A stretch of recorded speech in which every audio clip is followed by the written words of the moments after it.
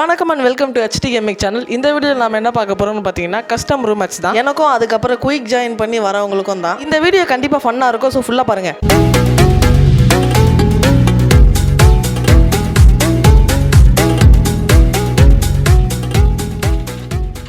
Join பண்ணி வந்த players கொஞ்சம் அதிகமாக, அதாவது ஹீரோயிக் இல்லைனா கிராண்ட் மாஸ்டர் பிளேயர்ஸ் மட்டும்தான் வச்சு ஸ்டார்ட் பண்ணுவேன் நான். ஏன்னா அதுக்கப்புறம் பாட் அடிச்சுட்டு வீடியோ போடுறேன்னு சொல்லக்கூடாதுல்ல. அப்படியே பேசிக்கிட்டே இருக்கும்போது ஃபர்ஸ்ட் ரவுண்ட் வந்து எனிமி ஹெட் வச்சு நான் முடிச்சிட்டோம். சரி, செகண்ட் ரவுண்டில் இதே மாதிரி நல்லா தான் நடக்கட்டும். ஓகே, க்ரோல் பின்ன தான் எனிமி இருக்கா. இந்த கண்டென்ட் எடுத்து முடிக்கிறதுக்குள்ளே போதும் ஆயிடுச்சு.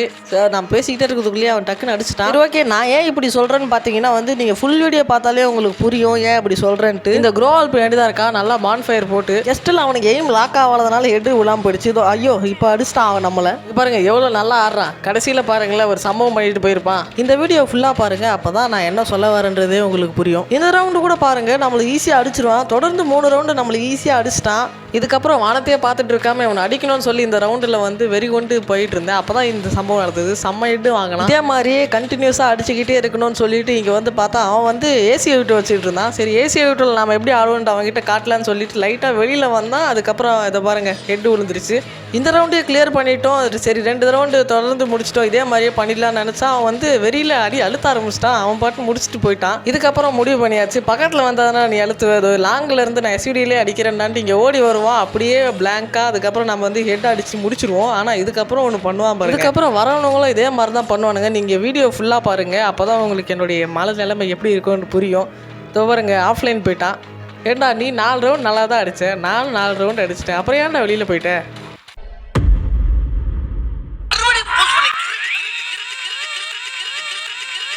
இத்தனை பேர் வந்து ஜாயின் பண்ணதில் இவன் தான் வந்து ஹீரோயிக் பிளேயரில் இருக்கா. கொஞ்சம் ரேங்க் அதிகமாக இருக்குது. ஸோ அதனால் எதிரி வச்சு ஸ்டார்ட் பண்ணிவிட்டோம். சரி, இவன் வந்து வடக்கு நண்பர் போல், வடக்கு நண்பர் துணை. ஓகே, மேட்ச் வந்து ஸ்டார்ட் ஆகிடுச்சு. நாம் உள்ளே போய் பார்த்த உடனே தான் தெரிஞ்சுது எனக்கு வந்து நான் எவ்வளோ பெரிய முட்டாளுன்ட்டு. உள்ளே போனதுக்கப்புறம் நானும் வந்து கேஷுவலாக கன் செலக்ட் பண்ணுறதெல்லாம் பார்த்துக்கிட்டு இருக்கும் போது தான் நான் ரியலைஸ் பண்ணேன். அதாவது நான் என்ன ரியலைஸ் பண்ணேன்னா வெறும் 4 ரவுண்டு தான் வச்சுருக்கேன். சரி, ஓகே, ரவுண்டெல்லாம் வந்து பர்ஃபெக்டாக வச்சாச்சு. இதுக்கப்புறம் குயிக் ஜாயின் பண்ணி வரவனுங்களில் வந்து யார் கொஞ்சம் நல்ல ரேங்க்கில் இருக்காங்கன்னு பார்க்கணும். ஓகே, ஷர்சாம் வந்து ஒரு நல்ல பிளேயர் அப்புறம் போல் இருக்குது. டிஆரில் வந்து எலைட் ஹீரோயிக்கில் ஷர்சாம் இருக்கார். சரி, ஓகே, நல்லா ஆடுவான்னு நினைக்கிறேன். ஃபஸ்ட்டு வாட்டி வந்து அவன் மேலே மிஸ் ஆகிடுச்சு. செகண்ட் வாட்டி வந்து கரெக்டாக வந்து ஹெட்லேயே அடிச்சிட்டோம் SVD வச்சு. ஃபஸ்ட் ரவுண்டு வந்து எப்படியோ கிளியர் பண்ணியாச்சு. இவனை வந்து ஆஃப்லைன் போகாமல் இருந்தால் சரி, அதனால தான் எதுவுமே பண்ணாமல் அப்படியே நிற்கிறேன். ஏதாச்சும் பண்ணால் கூட வெளில போயிடுவானுங்கன்ட்டு செகண்ட் ரவுண்ட் வந்துட்டோம். இந்த டெசர்ட்டிங்கில் வந்து ஹெட்டே விழ மாட்டேங்குது, என்னன்னே தெரியல. இதோ இப்போ பாருங்கள் இந்த SVD வச்சுருக்கேன். SVDயில் வந்து நல்லாவே விழுவோம். இங்கே பாருங்கள், இப்போ அப்படியே வந்து ஓப்பனாக ஓடி வரானா அவருங்க ஹெட் விழுந்துருச்சா. ஆனால் வந்து இந்த டெசர்ட்டிங்கில் வந்து உழவே மாட்டேங்குது. ரவுண்டில் வந்து அவனும் க்ரோவால் போட்டு தப்பிச்சிக்கிட்டே இருக்கான். சரி, அதனால் நம்ம வந்து ஓப்பன்லேயே நின்று ஆடுவோம், அதனால் வச்சு வெளில வருவான்னு பார்த்தா அவன் பாட்டு டக்குன்னு வச்சுட்டு போயிட்டே இருக்கான். 7 வந்து ஒரே ஒரு புல்லட்டு தான் அடித்தான். அப்படியே ஹெல்மெட் லெவல்லாம் பொழந்துருச்சு. ரவுண்டில் நான் கண்டிப்பாக வெறும் டெசர்ட்டிங்கில் மட்டும்தான் அடிக்க போகிறேன். இவன் வேறு குதிச்சு எங்கெங்கேயோ ஓடிக்கிட்டே இருக்கான். அதோ இங்கே தான் இருக்கான். நம்ம க்ரோவல் மட்டும் அதுக்குள்ளேயே பூந்தே வந்துட்டான். அவன் எப்படின்னே தெரியல. அப்பா செம்ம அடி வாங்கினா டெசர்ட்டிக்கில். ஃபைனலி ஒரு நல்ல ஹெட் ஃப்ரம் டெசர்ட்டிக்கில். சுற்றி க்ரோவல் போட்டுக்கிட்டான். வெளியில் வந்து டெசர்ட்டிக்கிலே ஹெட் வைப்போம். ஹெட் அப்படி ஒரு வேலை ஹெட் விழுந்துச்சுன்னா நீங்கள் வந்து இந்த வீடியோக்கு லைக் பண்ணுறீங்க, அப்படியே சப்ஸ்கிரைபும் பண்ணுறீங்க. வெளியில் வந்துட்டான் அவன். ஓகே, ஹெட்டு விழுந்துருச்சு. ஸோ அதனால் இப்போ நீங்கள் வந்து லைக் பண்ணிவிடுங்க, அப்படியே சப்ஸ்கிரைப் பண்ணுறீங்க. நீங்கள் சப்ஸ்கிரைப் பண்ணலன்னு நினைக்கிறேன், ஏன்னா வந்து ஆஃப்லைன் போயிட்டான். திரும்பவும் இவனும் ஆஃப்லைன் போயிட்டான். இன்னும் எத்தனை பேர் கிளம்பியிருக்கீங்க இந்த மாதிரி ஆஃப்லைன் போகிறதுக்குன்னு? இதில் எலைட் ஹீரோய்க்கு வேறு அடுப்பு ஏற்றுறானுங்க. 4th அட்டம்ப்ட்டுக்கு வந்துட்டோம். ஃபுல் ஃபார்மில் இருக்கேன். இத்தனை மேட்ச் ஆடி அதனால் வந்து இப்போ வெளியில் வரணும்னு நான் வெயிட் பண்ணிக்கிட்டு இருக்கேன். டக்குன்னு க்ரோவால் போட்டுக்கிட்டே இருக்கேன் அவன் பாட்டுன்னு. நான் ஓப்பனாக தான் நிற்கிறேன். ஓகே, வந்தால் முடிச்சிட்டோம். ஓகே, அப்படியே போயிட்டே இருக்கும்போது தான் ஞாபகம் வந்துச்சு, நான் வந்து உங்களுக்கு வந்து அந்த நேமை காட்டலன்ட்டு. இதோ இங்கே தான் இருக்குது அந்த நேம். இதோ இவன் தான் ஆப்போசிட்டில் இருக்கவன். ஏதோ நேம் லெட்டர்ஸ்லாம் போட்டிருக்கு. அவனை அதே மாதிரி அடிக்கணுன்ட்டு ஒரே ஒரு வழியில் மட்டும் ஓப்பனிங் வச்சுட்டு அவன் கண்டிப்பாக இந்த இடத்துல தான் வரணும்னு வெயிட் பண்ணிக்கிட்டு இருக்கேன். ஏன்னா ஜோனும் இந்த பக்கம் தான். கண்டிப்பாக இந்த பக்கம் வந்து அவனோட இப்போ கண்டிப்பாக வருவான். ஐயோ மிஸ் ஆகிட்டான் ஒரு தடவை. ஆனால் 2வது வாட்டி கண்டிப்பாக மிஸ் ஆக மாட்டான். நான் சொன்னேன்ல, அதே மாதிரியே வாங்கிட்டான். ஸோ இதுக்காகவே நீங்கள் வந்து ஒரு லைக் போடணும். 2 மேட்சை தொடர்ந்து நாம் வந்து பயங்கரமாக டெசர்ட்டிக்கிலே அடிச்சிட்டோம். ஆனால் நான் நினச்ச மாதிரியே நடந்துருச்சு. திரும்பவும் இவன் ஆஃப்லைன் போயிட்டான். என்ன பண்ணுறது? அட கடவுளே, போங்கடா. ஓகே கைஸ், இப்போ பார்த்தீங்கன்னா நம்ம 5th அட்டம்ப்ட்டில் இருக்கோம். ஆப்போசிட்டில் எனிமி பேர் பார்த்தீங்கன்னா பிளாக் பால்னு இருக்குது. இதுக்கப்புறம் வந்து நம்ம சும்மா இல்லாமல் நான் பாட்டுன்னு வேகமாக ஏறி போயிட்டேன், ரொம்ப முன்னாடி போயிட்டேன். ஸோ அதனால் கொஞ்சம் பின்னாடி வந்துட்டு இவனை வந்து வெளியில் வர சொல்ல அடிக்கலாம் ட்ரை பண்ணுறேன். ஃபஸ்ட்டாக மாட்டவே மாட்டிக்கிறான். இப்போ கண்டிப்பாக மாட்டிடான்ட்டு எனக்கு ஒரு நம்பிக்கை இருக்குது. அதே மாதிரி மாட்டிக்கிட்டால் ஹெட் விழுந்துருச்சு. அடிக்கும் போதும் இன்னொரு சந்தேகமும் இருக்குது, இவனும் பாதியிலே போயிடுவானோன்ட்டு. ஸோ அதனால் நான் பொறுமையாக பார்த்து அடிச்சுக்கிட்டு இருந்தேன். இங்கே வந்து பார்த்தா அவன் காணோம். எங்கடா இருக்கா அப்படின்னு பார்த்துக்கிட்டே இருக்கும்போது தான் சைடில் வந்து ஷூட்டிங் சவுண்டு கேட்டுச்சு. இதோ இங்கே தான் இருக்கான், வெளியில் வந்தானே அடிக்கலாம். அவனும் வந்துட்டான், நினச்ச மாதிரியே வந்து ஹெட்டு விழுந்துருச்சு. இப்போ தான் டெசிட்டிங்கில் கொஞ்சம் கொஞ்சமாக ஃபார்முக்கு வந்துகிட்டு இருக்கோம். அடிக்கிற நினச்சாவும் பயமாக தான் இருக்குது, ஏன்னா அவன் ஏதாச்சும் வெளில போயிடுவானுன்ட்டு. அதனால தான் உட்காந்து ஏந்துக்கிறேன். நான் பாட்டுக்கிட்ட பயமே இல்லாத மாதிரி நான் ஏறி போய்கிட்டே இருக்கேன். அவன் வருவானோ வரமாட்டானோலாம் தெரில, நான் பாட்டுன்னு ஏறி போய்கிட்டு இருக்கேன். அவன் வச்சா வரட்டும். பாருங்க, ஃபஸ்ட்டு புல்லட்டு இந்த மேட்ச், இந்த ரவுண்டு ஆரம்பித்து ஃபஸ்ட்டு புல்லட்டே வந்து வெளியில் வந்து ஹெட்டு பட்டுருக்கு. போயிடக்கூடாதுடா, 3 ரவுண்டு நல்லா அடிச்சிட்டான்டா. அப்பப்போ இந்த குரோவால் வேறு கையிலேயே வரமாட்டேங்குது, எப்போ பார்த்தாலும் தரையிலேயே சுட்டுக்கிட்டு இருக்கேன். ஓகே, வெளில வந்துட்டா அதை பாருங்க, குரோவால் போடாமல் நான் பாட்டு அங்கே சுட்டுக்கிட்டு இருக்கேன். இப்போ வரைக்கும் நல்லா தான் போயிட்டுருக்கு, கடைசி வரைக்கும் இப்படியே நல்லா போயிட்டு தான் நல்லாயிருக்கும். சரி, நம்ம பான்ஃபயர் போகிற நேரத்தில் வெளியில் இருக்கான். ஓகே, பயங்கரமாக அடிச்சிட்டோன்னு அவன். எது பூயாவா? டேய், என்னடா திரும்பவும் 4 ரவுண்டு போட்டேண்ணா. இது ஏன் தப்பு தான், நான் தான் கண்டுக்கல.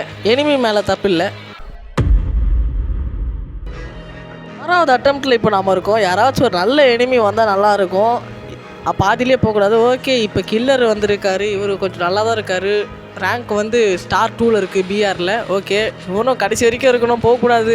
ஓகே, பயங்கரமாக தான் க்ரோவெல்லாம் கரெக்டாக தான் போடுறாரு. கரெக்டாக அடிக்கவே முடியல அவரை, வெளியிலே வரமாட்டான். அவன் ரைட்டாக வெளில வர அதுக்குள்ளே டக்குன்னு க்ரோல் போட்டுக்கிறான். ஓகே, இப்போ ரொம்ப நேரம் இருந்திருக்கான், நல்ல வேலை நம்ம வந்து டக்குன்னு முடிச்சிட்டோம் அவனை. இல்லை இன்னும் எவ்வளோ நேரம் போயிருக்குமோ தெரில. ஏற்கனவே இந்த வீடியோ வந்து ஃபுல்லாக எவ்வளோ நேரம் ஆச்சுன்னா 40 மினிட்ஸ் ஆச்சு. அதை நான் எவ்வளோ சுருக்க முடியுமோ சுருக்கி ஒரு 10 நிமிஷத்தில் கொடுத்துருக்கேன். கடைசியில் வந்தவன் தான் இவன் தான் பயங்கரமாக க்ரோல் போட்டுக்கிட்டு இருக்கான், அப்படி இப்படி க்ரோல் போட்டுக்கிட்டு இருக்கான், ஆகிட்டே இருக்கான், ஒரே இடத்துல நிற்கவே மாட்டான். அங்கே பார்த்தீங்கன்னா பயங்கரமாக க்ரோல் போடுறாங்க. அங்கே பாருங்க, சிட்டப் க்ரோல் போடுறான், உட்காந்து நானே நின்றுக்கிட்டு தான் போடுறேன், எனக்கே அவ்வளோ ஆட தெரியாது, பயங்கரமாக ஆடுறான் இவன். ஜோன் வந்து ஷிங்க் ஆகிட்டே இருக்குது, நம்ம இங்கே இருக்குது டேஞ்சரஸு. ஸோ அதனால் நம்ம அங்கே போய் சுற்றிட்டு போயிடலாம். ஸோ இங்கே தான் இருக்கான் அவன். ஓகே, ஒரே அடியில் செத்துட்டான், மெடிக்கிட் போடலையா அவன்? சரி, ஓகே, பரவாயில்ல, ஏதோ ஆகிட்டான். நானும் உட்காந்துலாம் எழுந்துக்கிறேன், எங்கே திருப்பி வெளில போயிட போகிறானோ இவனுன்ட்டு. ஏன்னா இது 6வது அட்டம். ஓகே, 3 ரவுண்டு தொடர்ந்து வின் பண்ணியாச்சு. அவனுக்கு கிளியர் பண்ணி எஸ்பிடி வச்சு நான் வெயிட் பண்ணிகிட்டு இருக்கேன், வெளில வந்தால் அடிக்கலான்ட்டு. டக்குன்னு வந்து போய் அப்போ செம்ம அடி அடித்தாங்க ஹெட்டு அவன். அங்கே பாருங்கள், சிட்டப் க்ரோவால் பயங்கரமாக ஆடுறான். சரி, ஓகே, பரவாயில்ல, ஒரு வாட்டி தானே அடிச்சு, இவ்வளோ வாட்டி வேணால் என்ன அடிக்கலாம், ஆனால் பாதியிலே போயிடக்கூடாது ஆஃப்லைன். ஒரு தடவை கூட தோத்தமெண்ட்டில் கவலையே இல்லாமல் நான் பாட்டு ஏறி போயிட்டு இருக்கேன், ஏன்னா ஏசி ஆகிட்டே இருக்கேன். அதுக்கப்புறம் என்ன நமக்கு அப்படின்னு சொல்லிட்டு அவனும் அடிக்கிறான். பக்கத்தில் வந்தால் ஓகே, ஹெட் வாங்கிட்டான். ஏசி ஐட்டோவில் வந்து ஈஸியாக ஹெட் விழுது. ஏசி ஐட்டோ வந்த புதுசில் அந்த கன்று ரிலீஸ் ஆன அப்போவே வந்து நல்லாவே அடிச்சுது. நானும் உட்காந்துலாம் எழுந்துக்கிறேன், வெளில போயிடக்கூடாதுன்ட்டு. பட் இவர் ரொம்ப நல்லாவே ஆடினா, நல்ல பிளேயர் நினைக்கிறேன். வெளியிலே போல வேகமாக ஏறி போயிட்டுருக்கேன், ஏன்னா ரொம்ப லென்த்து வீடியோ ஆகிடுச்சு, சீக்கிரமாக போகணுன்ட்டு நானும் நல்லா வேகமாக ஏறி போயிட்டுருக்கேன். அவன் அப்படியே ஓடி வந்துட்டு ஜஸ்ட் மிஸ். அவன் கரெக்டாக க்ரோவால் போடுறதுக்கு ஒரு செகண்ட் முன்னாடி நான் வந்து அடிச்சிட்டேன், இல்லைன்னா டக்குன்னு தப்பிச்சிருப்பான். அவன் நல்லா க்ரோவால் போடுறான், அதனால தான் அப்படி சொன்னேன். இந்த இடம் வந்துருச்சு, இந்த இடத்துல அவன் எனக்கு ஒன்று அடிப்பான் பாருங்கள், செம்மாடி அடிப்பாங்க. அவன் பார்த்துக்கிட்டே இருங்களேன், ஃபுல்லாக பாருங்கள். ஏன்னா நான் அடிக்கிறது கூட பெருமையாக தான் சொல்லுவது பாருங்கள், செம்மடி அடிச்சிட்டானா. அதுக்கப்புறம் நான் ரீலோட் பண்ணுற கேப்பில் அடிச்சிட்டான் டக்குன்னு, செம்ம ஃபாஸ்ட்டாக ரீலோட் ஆச்சு. அவனுக்கு எப்படின்னு தெரியல, டபுள் பேரல் 2 வச்சிருக்கான், அதனால தான் டக்குன்னு சுவிட்ச் பண்ணி. நானும் டபுள் பேரல் ஹெட்டே அடிக்கல. சரி, ஓகே, ஒரு ஷாட் விழுந்துருச்சு, கொஞ்சோண்டு ஹெட்டு விழுந்துச்சுட்டு, இன்னும் ஒரே அடி வாங்கிக்கூடாடி. அது ஏன்டா ஒரு அடி வாங்க மாட்டியாடா? கரெக்டாக அவன் நம்மளை ஹெட்டில் வச்சிட்டான், ஏன்டா இப்படி பண்ணுற?